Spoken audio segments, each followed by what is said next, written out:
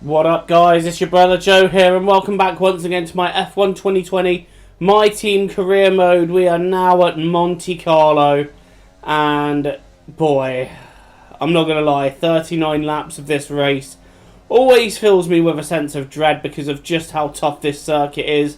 But right now, we need to qualify, and that is exactly what we're doing. We're on our first qualifying lap at the moment, hoping that we can get ourselves into Q2, because round here, a good grid position is absolutely everything. And in fact, we have quite comfortably got through. I wish I'd made the establishing shot longer, but I didn't. Editing error, blah, blah, blah. It is what it is. Right, we're now in Q2, trying to set a lap that's good enough to get into Q3. That was a cheeky corner cut there. I doubt I gained too much from it, though, as we clip that apex on the right. We head on the straight now, and what is it good enough for? I believe that is P11 that we end Q2 in, and we're actually on the medium tyres, because I was thinking if I could get into the top 10, I wanted to start on the mediums and not the softs. But anyway, we got an interview now with Claire, as we've qualified 11th, so yeah. It's been a great qualifying session for you. Are you going to carry that momentum into the race?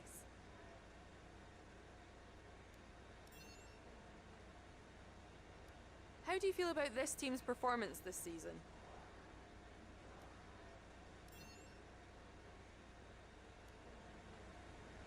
Appreciate your time.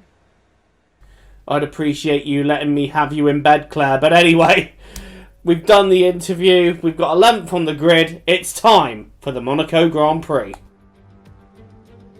Let's run you through the driver grid order for today's exciting race. An immense lap from Lewis Hamilton yesterday puts him on pole position, and Valtteri Bottas will line up alongside. Looking at the rest of today's grid, we have Leclerc, Vettel, Max Verstappen and Albon, Ricciardo, Stroll, Sainz and Sergio Perez, Oldtimer, Giovinazzi, Daniel Kvyat and Magnussen, Grosjean, Ocon, Pierre Gasly and George Russell, Norris, Raikkonen, Schumacher and Nicholas Latifi. That's it then, it's time to go racing as we head to trackside for today. So we're here on the grid in Monte Carlo, ready to go. It's lights out and away we go, and really we want to make as many positions as we can from the start. We've got Sainz putting us very much against the wall there, almost pinning us, and we managed to get up to P8 with another tap, I believe, from Stroll behind us in 9th. And now we've got Ricciardo and Albon racing it out round Massenet. That's not a place you want to go side by side. I think Ricciardo having to back out there. And as we get to the hairpin, we get the usual lap 1 traffic jam where the yellow flags come out. Every F1 game in recent times I've seen this happen, where it all just backs up round there.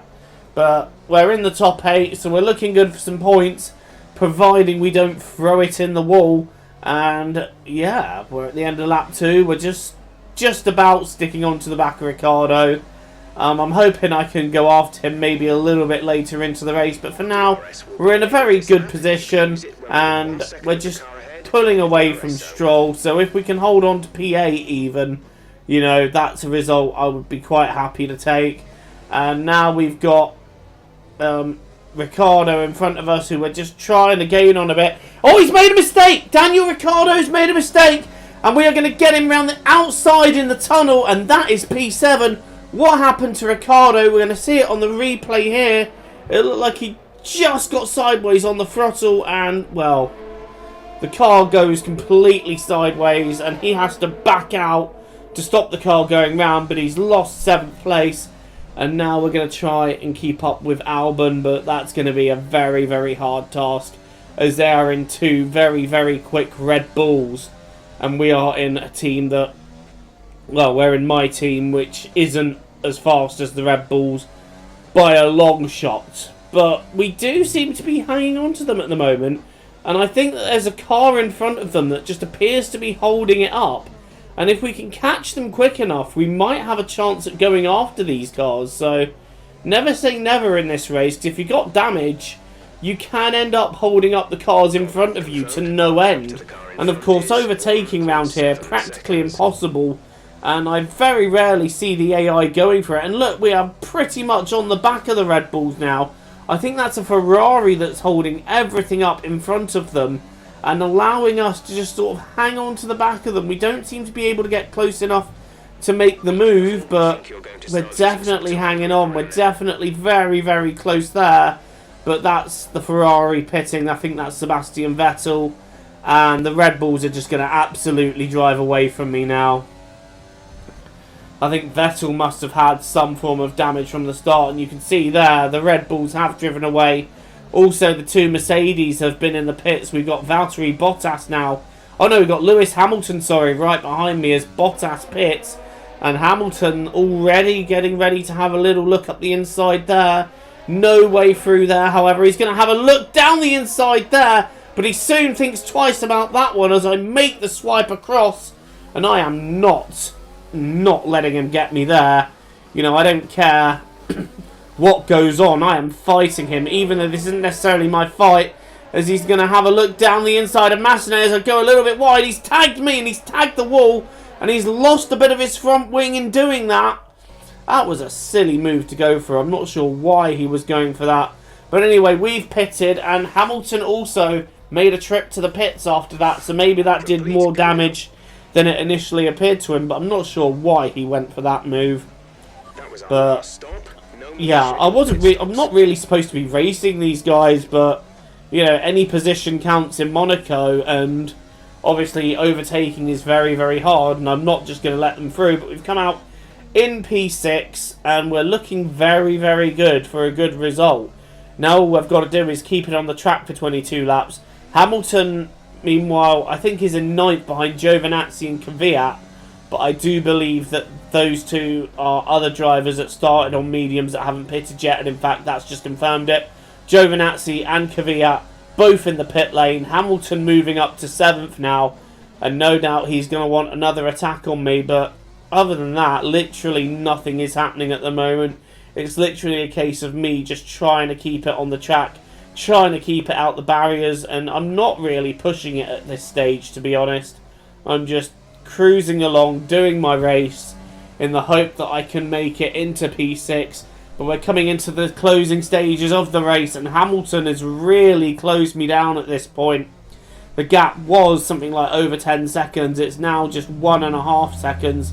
And Hamilton will be there as I make a big mistake coming round there. Tagged the inside wall. I've gone straight across. I've gone wide at Raskas. I believe Hamilton's having a look there. I think he's tagged me as I was recovering.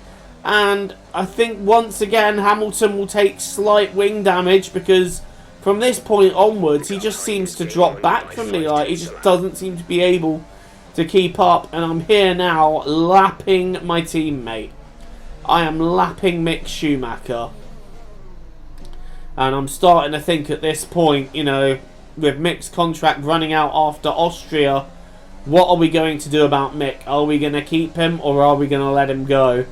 Lapping him certainly isn't the best move for him in terms of him keeping a contract, and he's even behind Latifi. But one thing that's amazing me about this race is that all 22 cars are so far still in it. We haven't seen one retirement in this race. And to say that that's Monaco, that's a rare thing. That's a very rare thing. But as Bottas has won, we're going to come round the last few corners. Hamilton's charge kind of ended, and we nearly lose it coming out of Raskas. Hamilton's charge has kind of ended. He wasn't able to progress further, but we take 6th place and 8 more points. Get in! Race over. Take care of the car on the way in.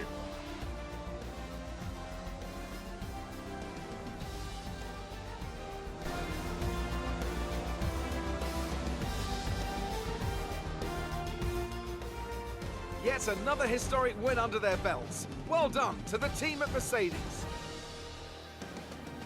What do you think it was, Ant, that gave them the edge over the competition today? Well, they certainly stood out as a drive with tons of confidence on the track. I think their ability to keep their cool, even during some of the more hectic parts of the race, meant they were able to capitalise on the mistakes of other drivers, giving them the opportunity to make their way to the top spot with ease.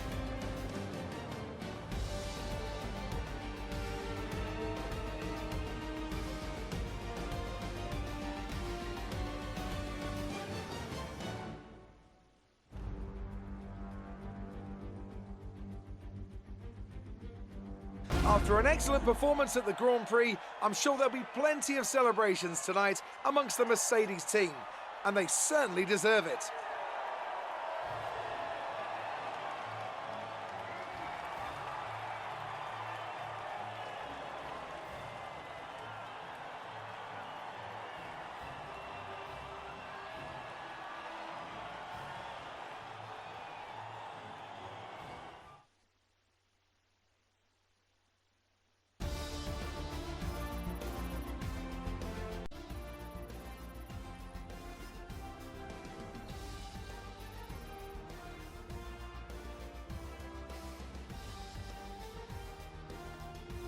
Let's see what effect this result has had on the drivers' standings. Max Verstappen's excellent result today sees him take over as leader of the Drivers' Championship. After an incredible day of racing... Well, that's a win for Valtteri Bottas, with the home hero Charles Leclerc getting second.